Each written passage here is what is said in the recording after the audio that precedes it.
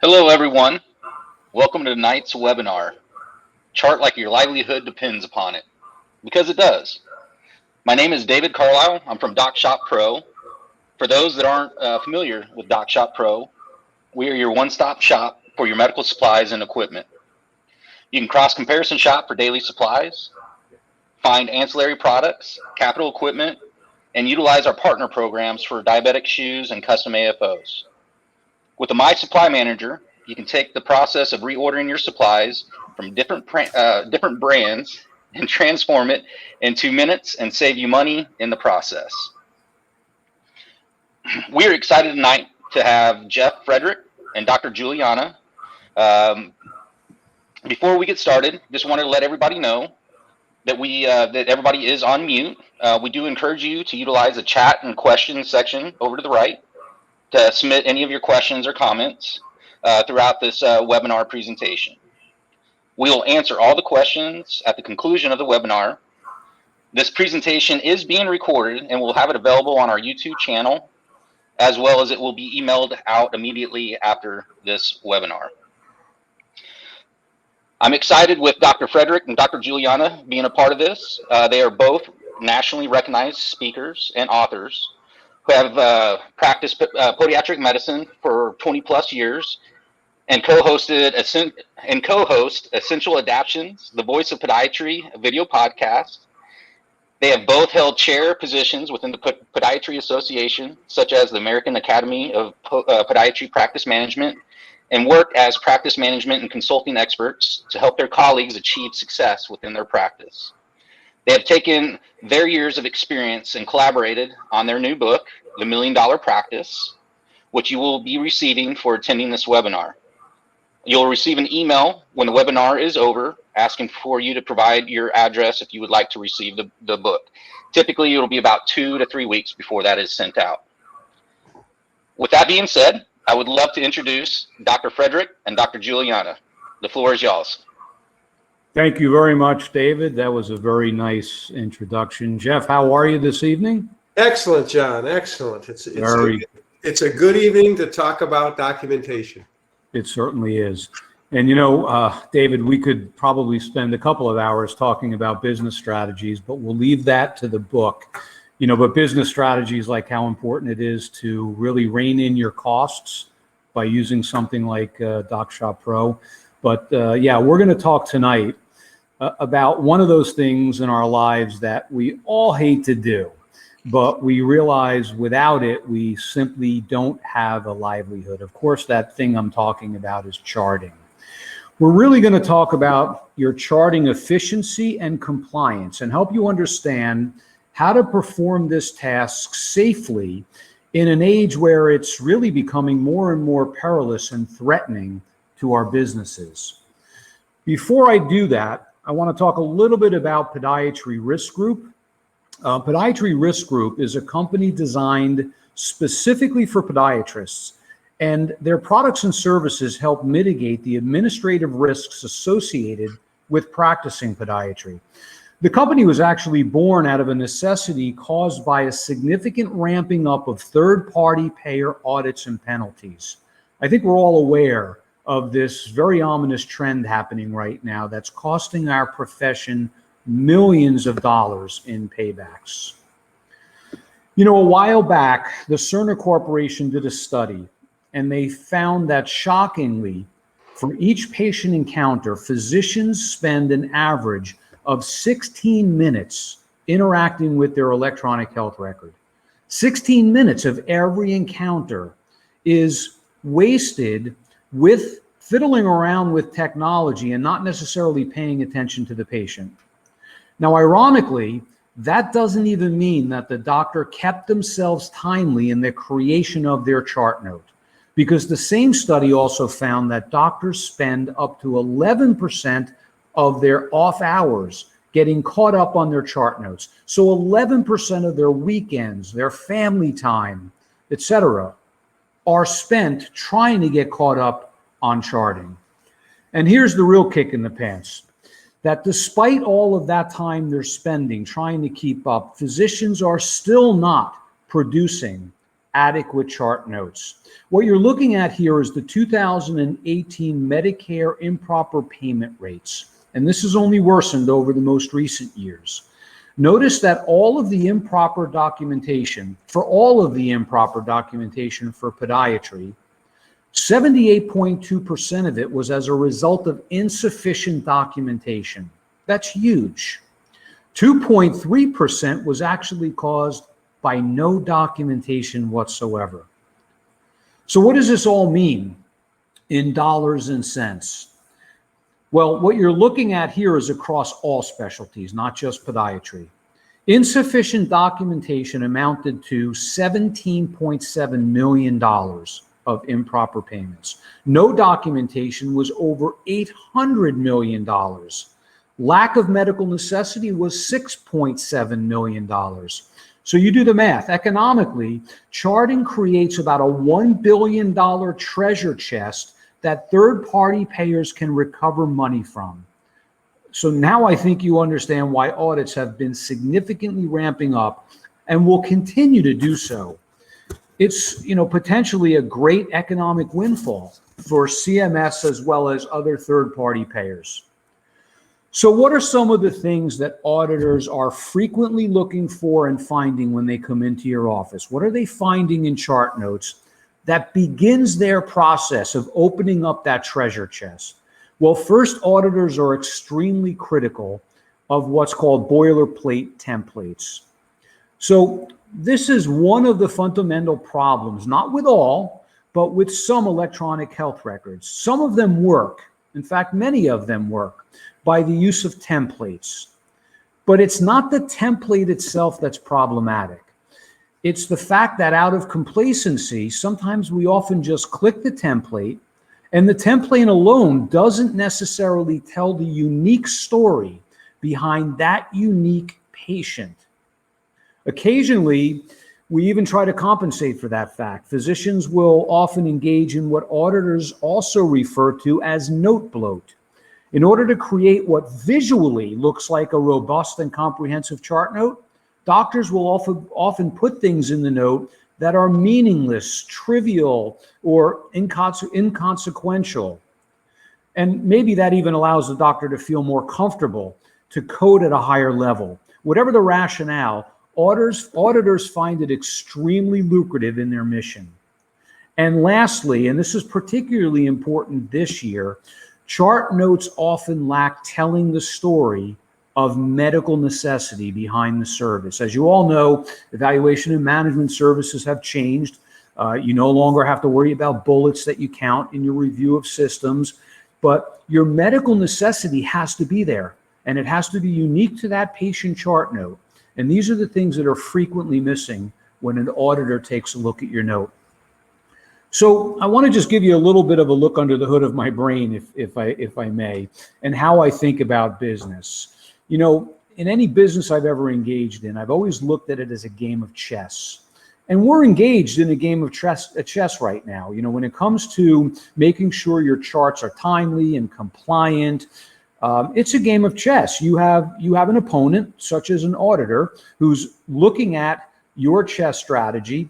And the real strategy to win the game is not only to respond to your opponent's move and your challenger's moves, but even to see 2 or 3 moves in the future. So I want you to keep that philosophy in mind as we talk about some innovative ways that you can rethink the way that you're charting. There's a number of options that you should consider if you can't keep up on your chart notes, or if you feel that your chart notes are seemingly insufficient. So what can we do? What can we immediately do to change our chess strategy? Well, let's make sure that you are bulletproof in your documentation policies and procedures.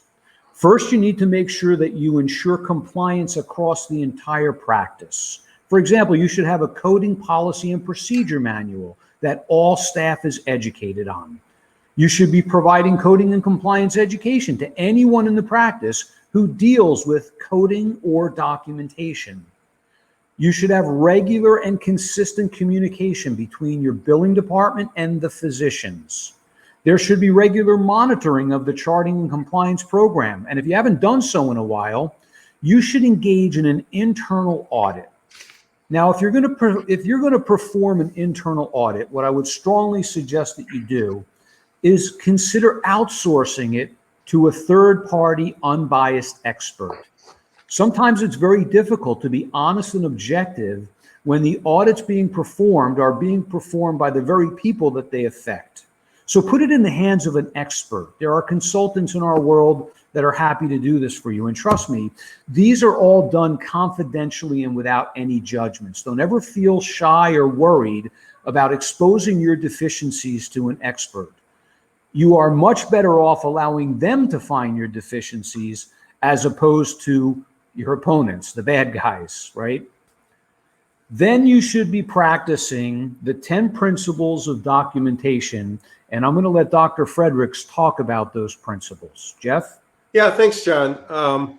So as we get deeper and deeper into this topic of what you have to do in your charts and how you're going to accomplish what you actually have to do, we all really need to be on the same page of what is necessary to have in a chart.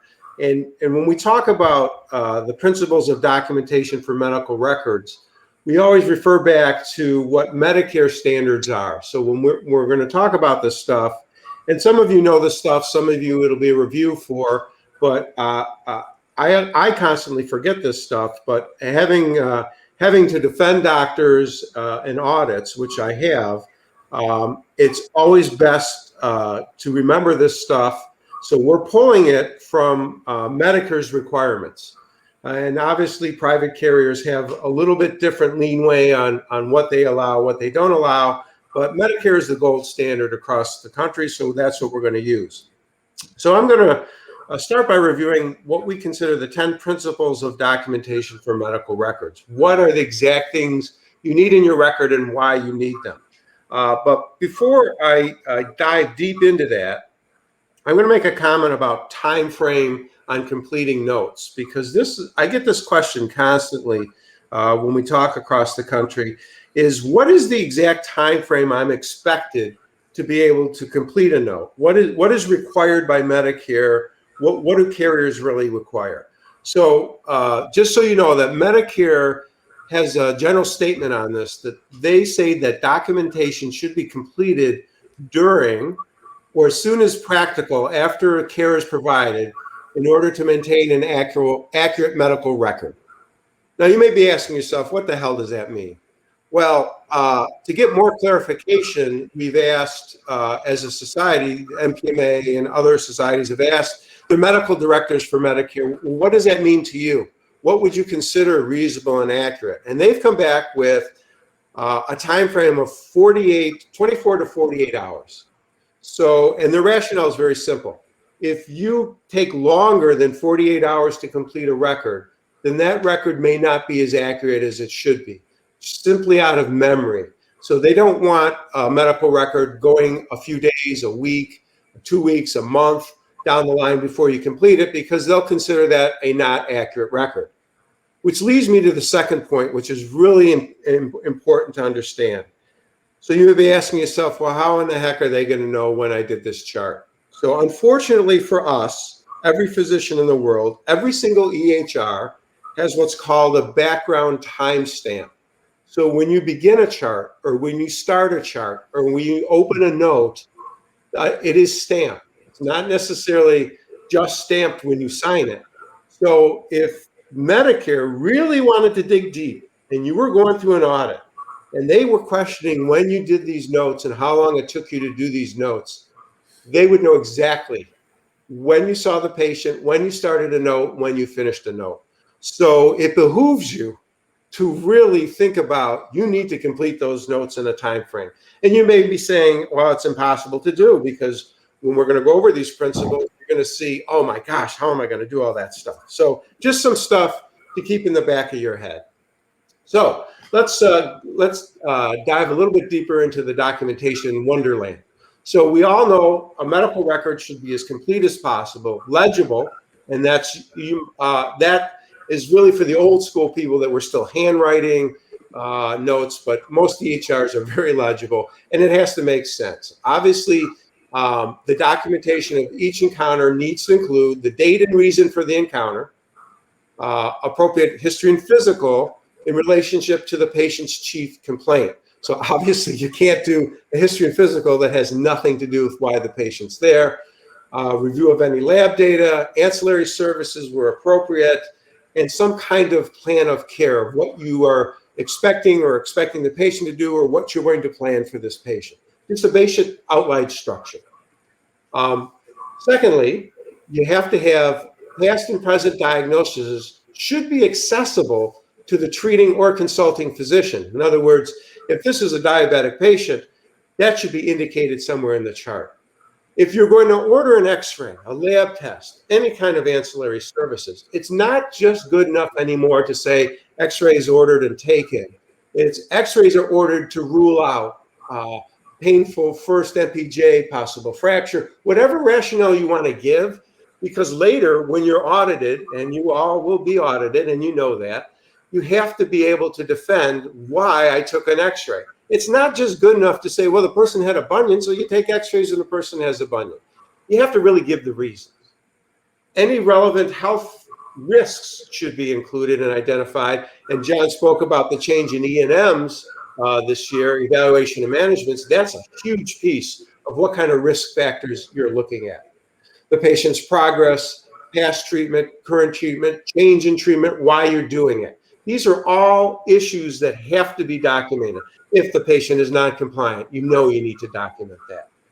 So a written plan for care, which every patient should have when it's appropriate, the treatments, the medications, frequency and dose. It's not enough just to say I ordered Motrin for this patient, or I expect the patient to take Advil. You need to specify what instructions you gave to that patient. Any referrals and consultations have to be noted. If you're talking to a family member, it's really important that you note that, especially for evaluation and management. Specific instructions on follow-up should always be noted. And it's interesting that people forget about the follow-up. If you did an ingrown nail, let's say, a permanent nail avulsion, and you documented everything, it's extremely important to say, and follow up with 1 week or follow up as needed, whatever your instructions are. And I'll tell you, you would think that's just a minor piece, but I've been through audits with doctors because there was no follow-up. Everything was being questioned on the quality of care. And especially if you're in court, that's going to be a really important piece. So the record should support everything that you're doing. Just think of it mentally of, I am going to tell this person everything that has transpired. Obviously, you have to date and authenticate, and that happens in electronic records when you sign and lock a record that you're done and you've signed off on it. So it's, as I stated before, timestamps in EHRs can't be fooled. So don't think you're going to fool. So that just is more impetus of why you need to do your notes on time. The CPT and ICD codes reported on the claim need to be reflected in that note. And that's extremely important. And I'm going to tell you something that a lot of people don't talk about is, according to Medicare and most carriers, a provider may not submit a claim to Medicare until the documentation is completed. Medicare states if the service was not documented, then it was not done. Hence, if you're seeing a group of patients and doing the billing before you complete the note, you are violating Medicare's principles and you are billing falsely because there is no documentation to support it. So think about what I just said.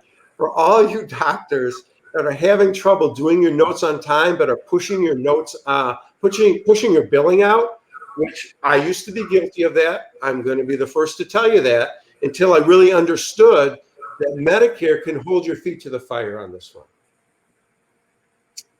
All right, let's move to the next, John.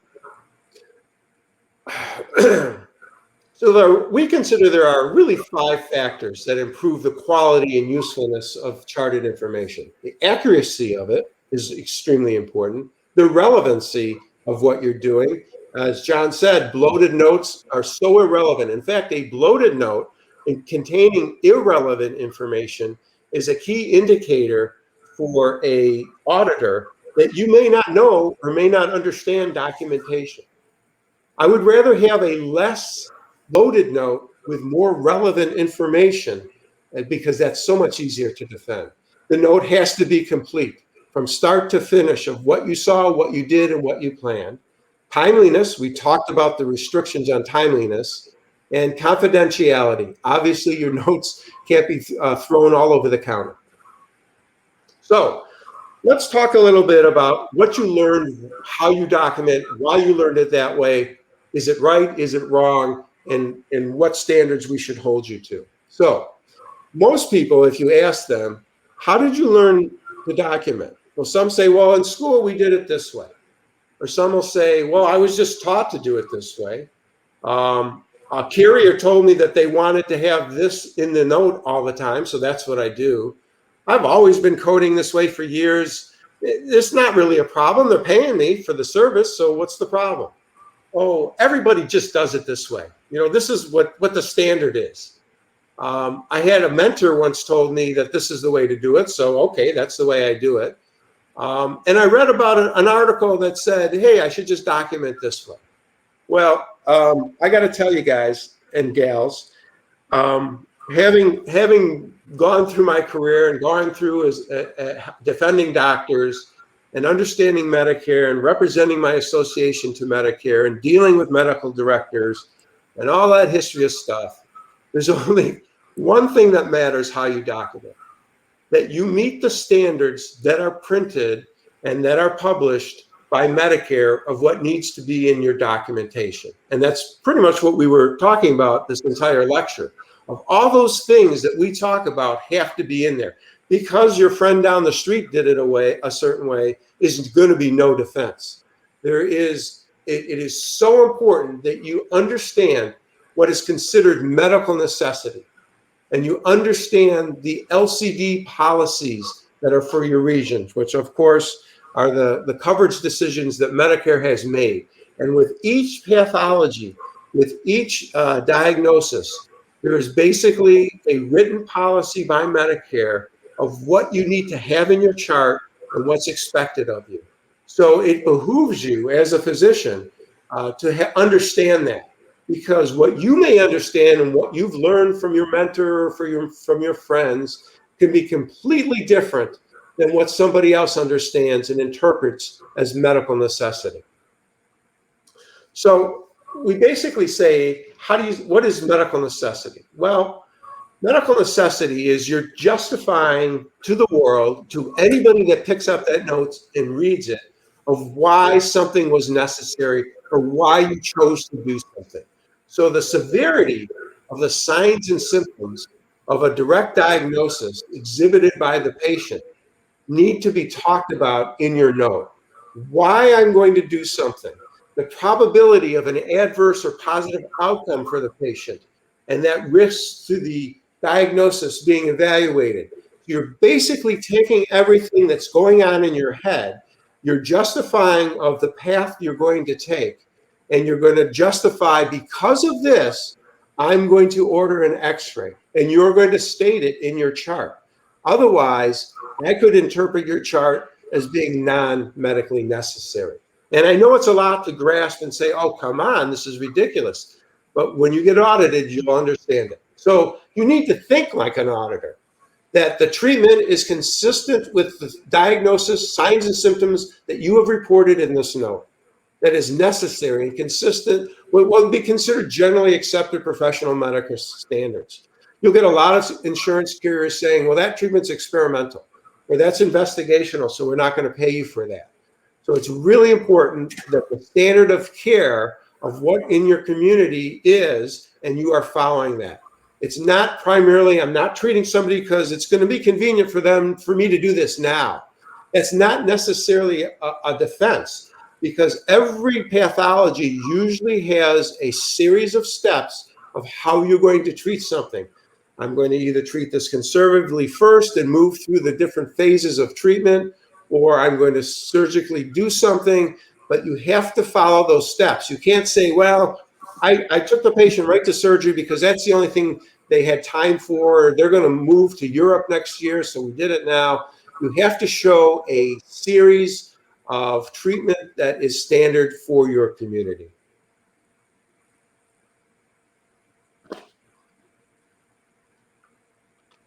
Treatment also has to be at the appropriate level. And safety, effectiveness, it is on your judgment as a physician of how you are going to treat somebody. You absolutely can never be bullied into this is, oh, well, they just want this, so this is all I'm going to do. It can't be related, obviously, to what type of insurance they have. Well, hey, you know, your insurance pays for orthotics, so we're just going to make you orthotics. You always have to have a consistent level type of care throughout your practice. And in fact, if you work in an emergency room, you would know this, that the type of care and treatment for a patient can never be related on the type of insurance they have. If that's even mentioned, you can be brought up on charges. So common E&M service documentation errors. So not telling the history of what's going on. In other words, a lot of patients will say, a patient came for follow-up of an ingrown nail. Now, maybe in the past that was good enough, but in today's audits, you absolutely cannot get away with this. Patient presented for a follow-up. Follow-up of what? Of what was done, how they're feeling. You have to kind of go through that NL-DOCAT on no matter what you do. And it's important because I'm going to have to try and justify why I did something. The auditor's just going to read follow-up. Follow-up of what? That's not a chief complaint. So in medical terms, in our heads, follow-up is a chief complaint, but not on paper and not for an auditor. So you really need to re-describe the history of the illness. And it has to be done in a matter of, you can use shortcuts. You can say, previously the patient presented for an injury that now we're seeing has not progressing from past treatment. The injury is getting worse. So you can't just go follow up. Just keep that as a gold standard that no longer is acceptable. Past family history, appropriately documented. How many times do we love just to say non-contributory? Because that's the way we were taught, because it was a shortcut, because it didn't mean anything. Non-contributory is not a finding. And if you ask any auditor, they look at that as bloat. That's just bloat. Tell me what is contributory. Don't tell me the patient's non-diabetic. Just tell me the patient's family history, that the father is diabetic. Only give me the positives. Unless a negative would directly affect your decision, it just becomes bloat to the chart. So unnecessary information is actually works against you these days. And that's a really important point. So LCD language, medical necessity, DME standards. These are all things that should be at the tip of your head, at the tip of your tongue. Remember, we talked LCD language is the rules. I consider it the gold standard rules that Medicare has been kind enough to print for us. And every Medicare carrier has printed. If you're going to do, let's say, mycotic nails, there's an LCD policy on mycotic nails that tells you what the pathology has to look like, what the patient has to present with pain, how you have to document it, how you have to chart it, and how you should treat it as far as stepwise. So you need to know those. E&M service. Okay, so let's talk very quickly about this pasting. We used to call it pulling a note forward. And some EHRs will do this, some do not. I think most have gotten away from this, where you can pull forward the last treatment note and begin using that as your documentation. We often see doctors that will copy and paste or clone the medical note from one to the next.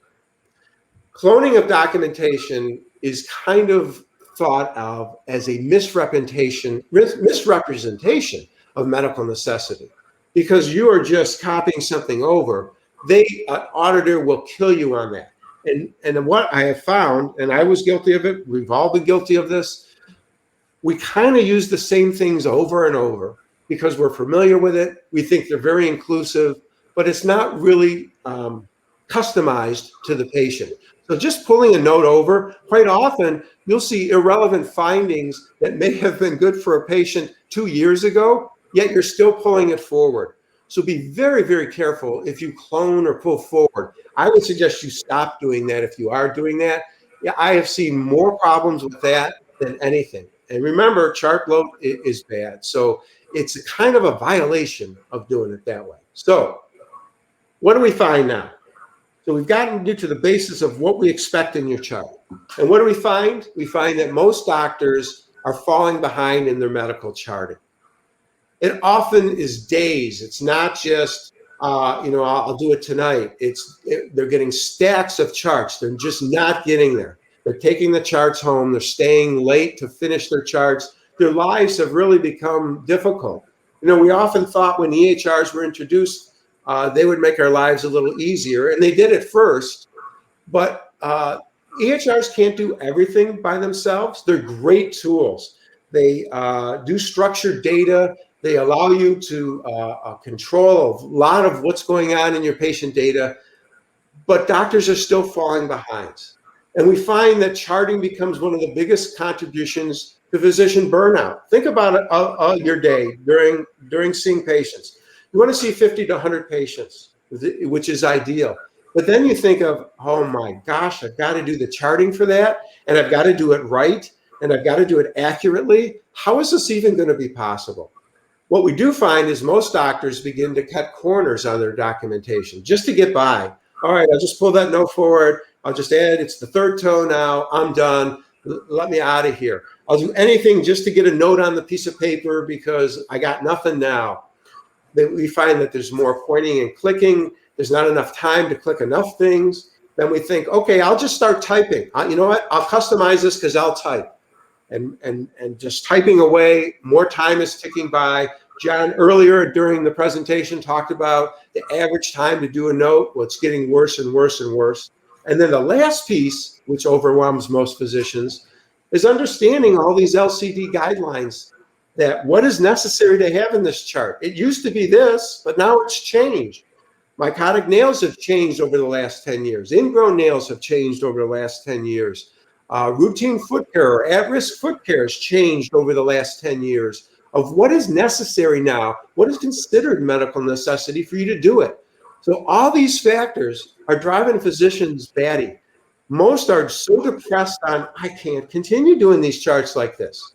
So there are some solutions. So let's talk about some solutions of how to get through it. So we know there's voice dictation, and voice dictation works extremely well with EHRs, where you can open up a note and just start dictating like you used to 20 years ago, if you're that old. If you're not that old, voice dictation used to be the premier thing to do because you could do a very unique note, very inclusively, very quickly. The unfortunate part about voice dictation is that the LCD guidelines of what you need in that chart, it's impossible for you to remember all 15 or 20 pathologies that you treat of what's necessary. So it's great to be able to dictate something and make it really unique. It's impossible to make it match the LCD guidelines. So the requirements are not going to be met. You could type more extensively. Okay, I'm a great typist. You know what? I'm going to take this note and I'm going to type away. I'm going to click on my findings like should, and then I'm going to type and make this a unique note. Now, I'm a really fast typist. I'm a 45 to 50 minute typist. 45 to 50 words a minute typist, which is pretty good. I couldn't keep up. It was impossible to treat the pathology in front of me with a patient and be able to type and uniquely type that note. Then came the world of scribes. Scribes became really a big thing about 5 to 6 years ago. Well, hey, I'm the physician. I'm not going to touch that note. I'm going to have a scribe do my EHR for me. I'm just going to look at that scribe and tell him everything I see. And he or she is going to click away and they're going to type in what I say. Again, scribes can really, as you can see, be a very costly venue. Scribes run anywhere from 40 to 65,000, even higher depending on benefits if you have to bring in benefits. Scribes have to be trained. They have to understand LCD policy. So scribes are a solution. I don't think it's the ultimate solution. A lot of physicians are trying to cut corners and be very wise what they do with their dollars, so I'm not so sure. One of the other solutions that a lot of physicians have taken is retiring from practice. I'll tell you, documentation has pushed, along with COVID, has pushed a lot of doctors saying, I can't take it anymore. There is absolutely no way I can continue to face this paperwork. Well, there are other solutions, and we're going to talk about that right now. There's a new hybrid out there that is an add-on to most EHRs. It's a software that uses your voice compiled with the LCD compliant language into your EHR note. And what I mean by that is it's a way for you to use your voice instead of trying to remember all the LCD policies. So the software has been launched that allows you to dictate if you want. Like I could dictate uniqueness to any note. I could give it a command, a voice command, by saying insert plantar fasciitis exam, and boom, the note is immediately populated with the necessary verbiage that I need. And there are variables within that verbiage that I just use my voice to change. And it tabs right through that language. And I'm able to customize this note and do a note in what I call seconds instead of minutes. So the best of both worlds is the newest technology out there. And you may be saying, I remember dictation software. It sucked when it launched, and it truly did. But if you think about it this way, if you do Siri and Alexa, they understand your voice, and voice dictation is launched immensely now. It works so good, even people with accents can use it. So I want you to take a look at this. I've put up what I consider LCD language for a night split. Now, this is a pretty lengthy note. Unless you memorize this and memorize this for every DME item out there, and you're doing DME items, and you don't say all the things in this note, you could be giving money back during an audit, because these are required things to say. These are requirements in order to dispense a night split that you actually say in your note. And you're thinking, how the heck am I going to remember this? Well, that's the beauty of the hybrid software. You just have to tell it, give it the command that you're dispensing a night split, and this would pop up right for you.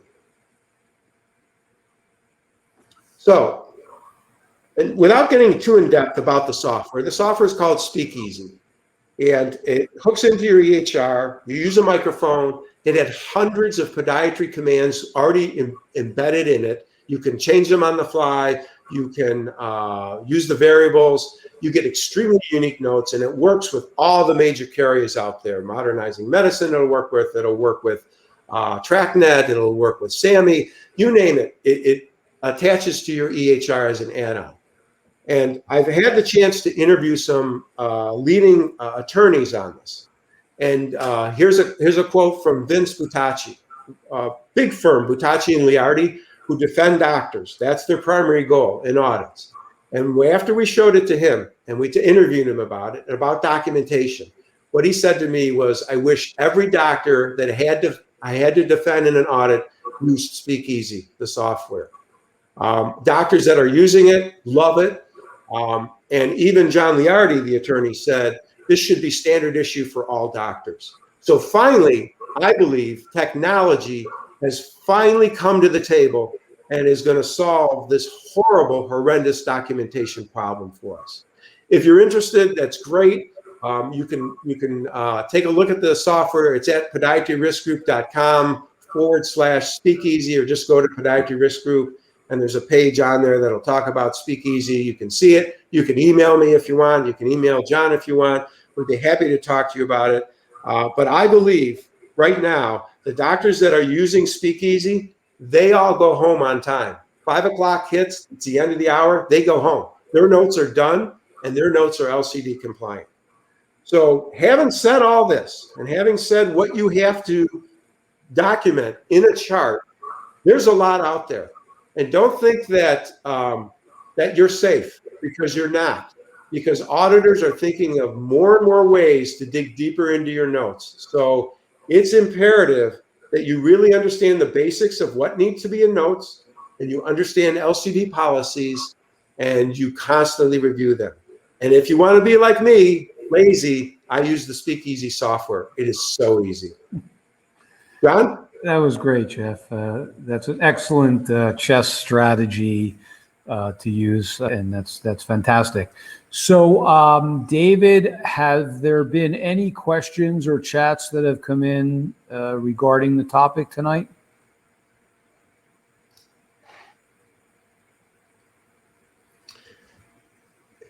You know, I'm looking also, John. I'm not seeing if there are any questions. If there are, now would be the time to put them either in the chat on the right. Or certainly email us any questions you may have after this webinar. That's fine also. Absolutely. Absolutely.